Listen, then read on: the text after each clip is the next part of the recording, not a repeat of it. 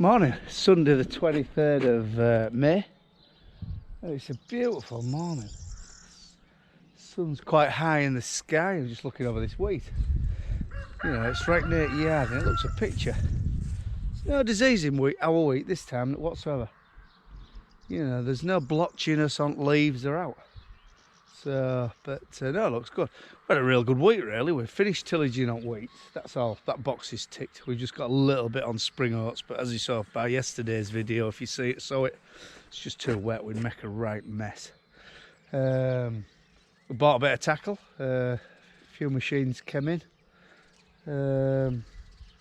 sold a few parts, did all sorts of jobs really, cleaned up, sorted a bit of corn out. We had a real good week.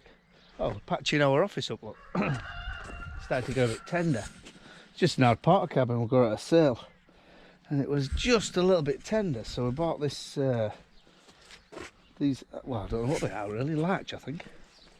And that's the finished product. You know, the roof's fine, the roof's perfect. It's got like a rubber roof on. And it's perfect. It's a lovely cabin inside, but the outside was going to let it down, so if I did spend a bit of money, so it'll cost me about, I don't know, 750 quid in materials, and the cabin was only, it was about 140 quid from a sale, but it looked terrible on the outside but good on the inside. So it just proves, doesn't it, for 700 or 800 quid, maybe a bit more, 800-900 quid, you can dress something up. I mean, to be fair, you could sort of do that up and you could have a little holiday let. I mean, these people go for a weekend in these little yurts or whatever they call them. I mean, there's 3 times the room in there. So it just proves what you can do if you've, I mean, my uncle's done it. Not my uncle, my wife's uncle's done all this. He's a retired carpenter. Brilliant, he'd do anything with wood. And so labour's, it'll charge me a bit, but it won't overdo me. But if you can do stuff like that yourself, you know, you could soon make a little holiday idea for you.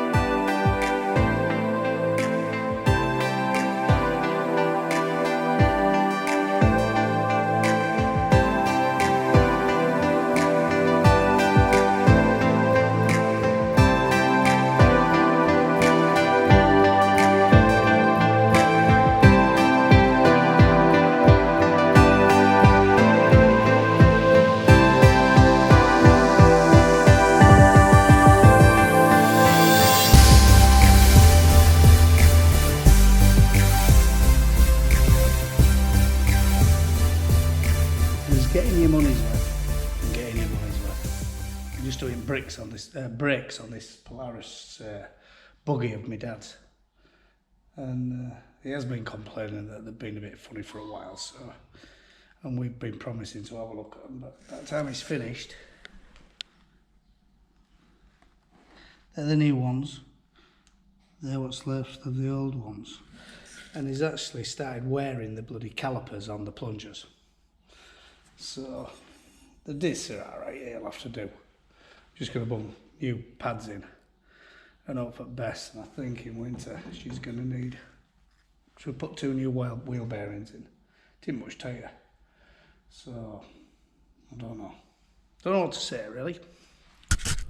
Just having a paddle across our maize, the first block of maize he drilled. It's coming out lovely. Look, it's a bit yellow though, I don't know why it's so yellow. I hope it's now to do with growing coriander last year, and we put a residual chemical which does kill wheat and barley. So I think this is the corn family, so whether it's just because it's a little baby plant, but there's loads of rubbish come, which is good, because we aren't pre-emergence spraying it. We're going to post-emergence spray it with a little bit fancier chemical, and you know, at 4 leaf stage, so it's nowhere near, it'll be about that high I'd have thought, and then we'll go in and and blitz it. And by then you would have thought, or would hope, a lot more rubbish has come through. And I think it has a little bit of residual effect as well, the stuff we're using. But it ain't bloody cheap though. But if it does a good job, it's one pass, one hit, forget about it. Like, does a little bit on blackgrass as well, they say, which in the other flat is bloody terrible for blackgrass. But usually the rubbish gets left behind. The maize will grow that fast that it gets left at bottom. You can have a bit of a problem with knotgrass climbing up the maize and suffocating it a bit, but the stuff we're using will kill knotgrass. So just having a look at some wheats and barley as well. This winter barley on this light land started to show its ear. Looks really good. Our 6 row is in full. It's shoved its ear out. It looks really good. And there's fresh growth from the bottom, which I don't know, will be a bit of a problem at harvest, like, you know, for getting it ready. But no, it looks good, does our barley. And we ain't really done out fancy with it. It's had 2 growth regs on, and it's still fairly flush. You know, I mean, it's not that tall, but it could, you know, in stormy weather just before harvest, it could be a little bit vulnerable. But it looks fantastic.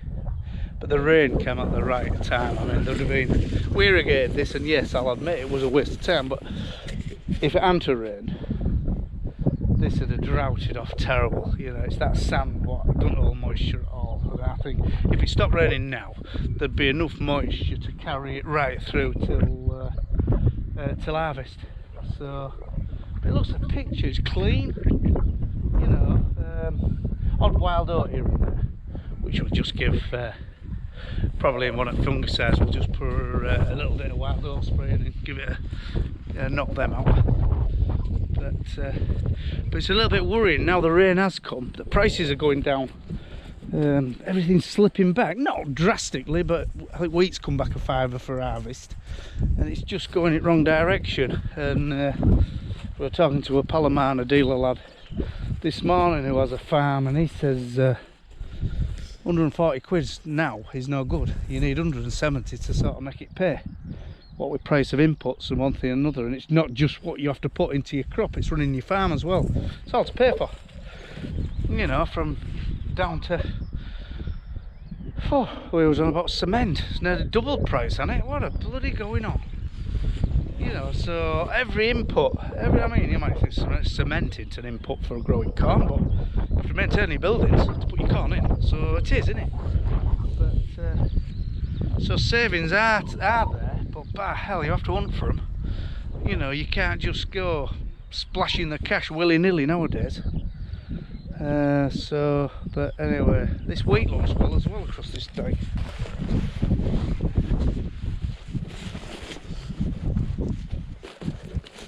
Blackgrass, bloody stuff. Serious problem with blackgrass. And there's too much to rogue it. We won't be roguing this. I don't know though. Oh yeah, maybe there is.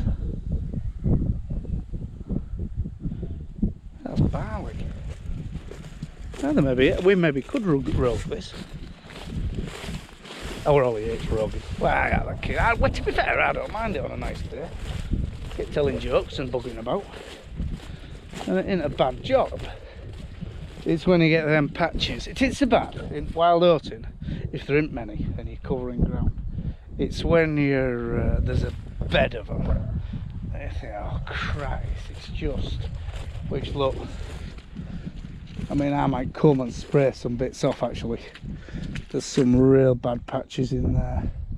Why it's patchy, I don't know. The wheat looks good though. Very clean, no disease on leaf. You know, the fungicides we've used and the timings and that have been absolutely spot on. But this is our issue. Look at that bloody stuff. Blackgrass. Well, I'm going to come probably and spray this area off with knapsack. And spray that area off, and I don't know. Do our best to try and combat it a little bit. I think this will come second week next year.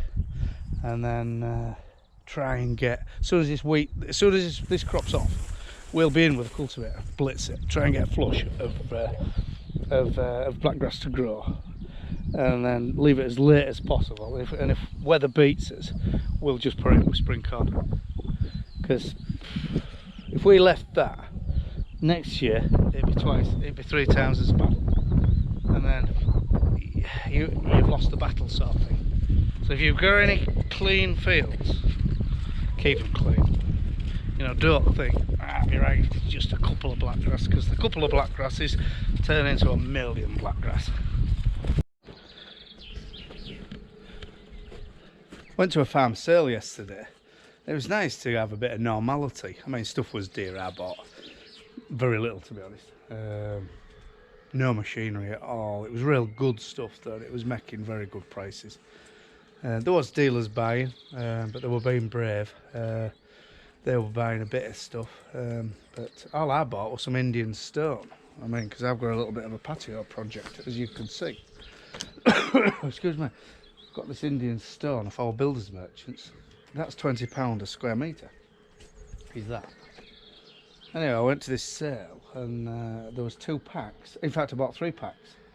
They were open, but I had to dig through them and they were all right. And there was 3 packs, and I bought 3 packs for £45 a pack. So you do your maths. I mean, what a saving. So if I got there before I bought that, I'd have had a right do. But anyway, I can go a bit further with my Indian stone in my drive. I'm going to make it fancy around my well and stuff. Yeah, it just proves if you're in the right place at the right time. And there's all sorts of stuff. I bought some slates, some roof ridges. They were for next to now. No one could be bothered with them. Well, I think if I get them home, get them positioned nice, photographed, put them on Gumtree or wherever, someone will have a little project and will just be short of a few tiles or a few roof ridges, and there'll be a little money spinner. But anyway, yeah. So, now we'll just have to have a tidy up round here. It's just, we need another. We're just running out of hard standing. I mean, it's just a tip. Just need to put stuff in a bit more order, have a bit more hard standing, and tidy it up a bit. Because I know everybody's got their bloody places where they just store their junk, but we just seem to have these places all over. Just having a quick look at greenhouse. Got tomatoes, peppers, cucumbers, Nicky's iron baskets. Really looks really well. It's our second attempt though. Frost wiped us out first attempt. You know, -2 one night. Just blitzed everything, curled everything over. Taties were under a fleece, so they were all right, but it curled them back a little bit as well.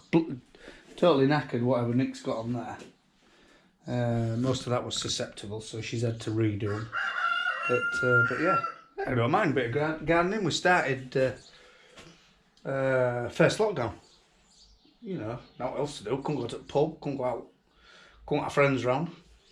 So made our own entertainment in the garden, and yeah, quite enjoy it really. And to say 10 years ago on a weekend we used to race motorbikes, and look at me now, how life's changed. I think that's the first sign of getting old, isn't it? Going to garden centres. Yeah, I think you're on the downward slope there. Right, I'll go see what's for breakfast. If you like these videos, tick and subscribe. We're going to do maybe 1 or 2 a week of a mixed farm in East Yorkshire. And, you know, don't take things too seriously. And always different stuff going on. So, if you're interested, I think buttons down there or down there. You can click on corner of your screen. And you know, you'll get notifications. So, that cockbob there, that cockerel, it's like an Alsatian dog. It attacks you. It sort of gets up on its back claws and claws you. It really wants its neck pulling, but I quite like the sound of it. So anyway, right, I'm off now.